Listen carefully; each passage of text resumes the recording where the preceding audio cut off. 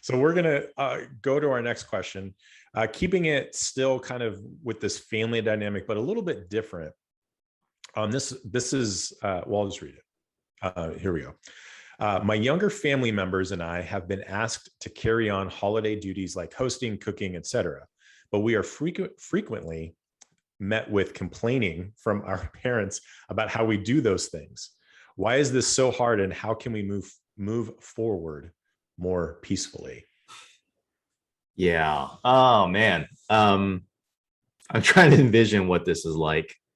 I'm imagining like, hey, Brittany, can you handle doing the casserole? And, hey, Mike, I'm going to put you in charge of, this special dessert that we always have, Yeah. sweet potato casserole or whatever it is. And then like, what did you do to this? And no, you didn't make it right, and all this kind of stuff. And Yeah, for sure. And I think it would even extend beyond to like, certain, this comes down to traditions, right? Like certain traditions that are highly meaningful for maybe the older generation of this is the way like we've done things. This has meaning for what our family is, kind of our identity as a family unit. That could be, yeah, to decorations, the decor around the house, certain activities that are done during this time. There's a certain rhythm.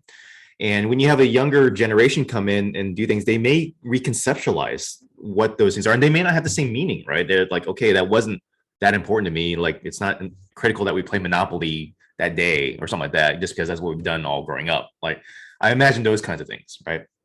And there's tension there because it doesn't make sense because there's such a difference in disparity between the meaning behind it.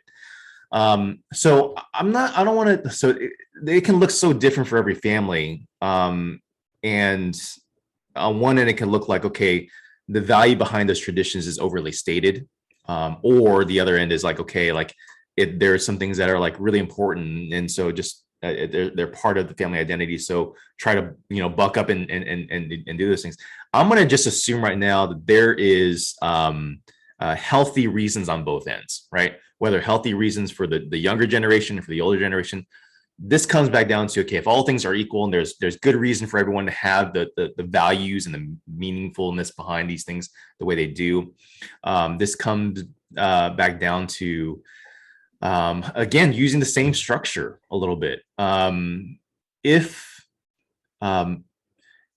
it's, I'm trying to think about it. If it's me, and I'm thinking I'm going to be doing this every year from this point forward, me and my family are going to be in charge of basically putting up Thanksgiving, Christmas, hosting.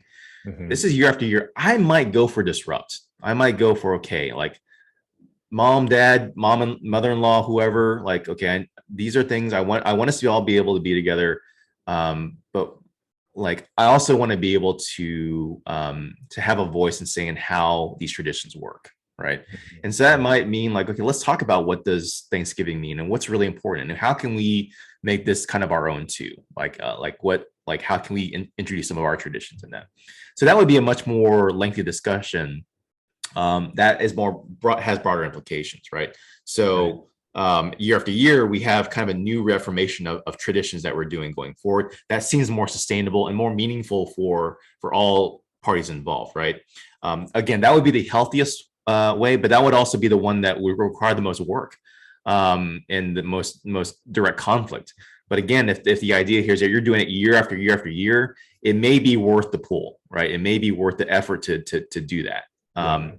But if it's like, we don't get together all that often, like once every 5 years, we're going to get all the family together and that kind of thing. And so at that point, it's going to be, okay, if you're the younger generation, you may move to harmonize and simply say, hey, whatever mom and dad want, let's just get it done. Right. Yeah. I don't really care if it's that way, but because it's really important to mom and dad, let's just do it to get through that season. It's meaningful for them. It's not that big of a deal for us. That's fine. Right.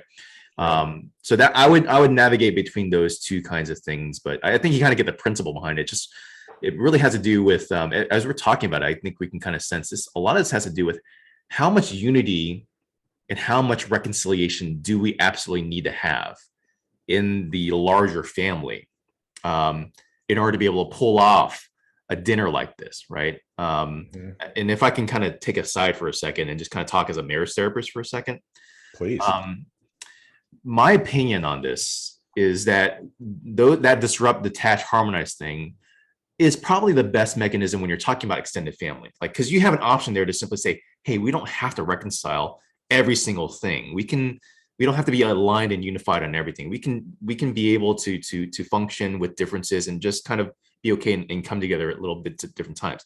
But when it comes to marriage, when it comes to your most personal relationships, whether it's your spouse or with your children, like your young children, you've got to have those conflicts. You've got to disrupt. You've got to be able to figure out how are we going to reconcile these things, because we are a unit. We need to be unified. We need to be harmonious together, that kind of thing. So as we're kind of talking this through, you can kind of sense when we're talking about the larger context, there are ways to do that, but there's also an out. You don't have to do that because it is a lot of work. I mean, it's just a ton of work with relationships that may not be as frequent or prevalent in your life on a day-to-day basis, kind of thing. Does it make sense? It does, yeah.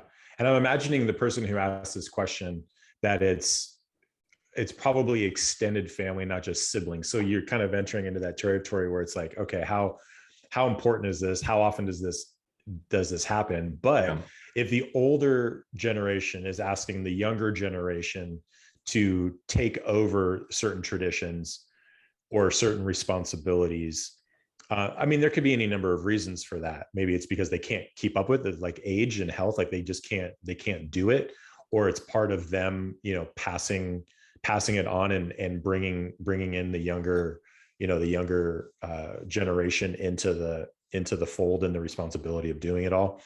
But I'm imagining the person asking this is feeling probably a little bit challenged to have that conversation, how you to disrupt and say, okay, let's lay this out. But it's also an opportunity, it sounds like, at the same time, to collaborate, because you're acknowledging, okay, the older generation has a lot of ownership of these things and a lot of nostalgia built in, but is then also asking me to do it. But I'm not just a robot that's just going to do it exactly how you want it. Now, that might happen because I like to brine the turkey the exact same way, or I like to decorate with the exact same taste, or the exact same actual items and trinkets that have already been passed on to me.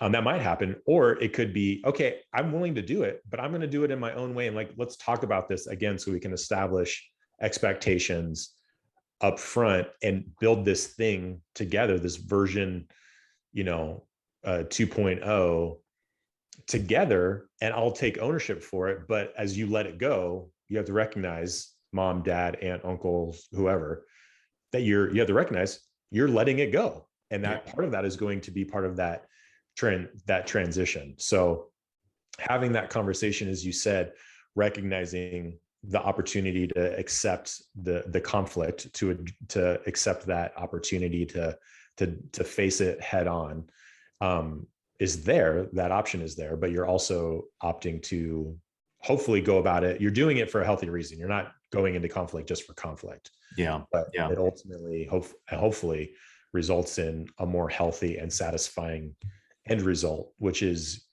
you making the pie the way that you want to make the pie. Which who doesn't want pie the way that they like it? That's the whole point. Pumpkin pie, pecan pie, or apple pie? 100% Lee, literally all the time, apple pie. Yeah, there you go. Me too. We are, as we do this, unless you have something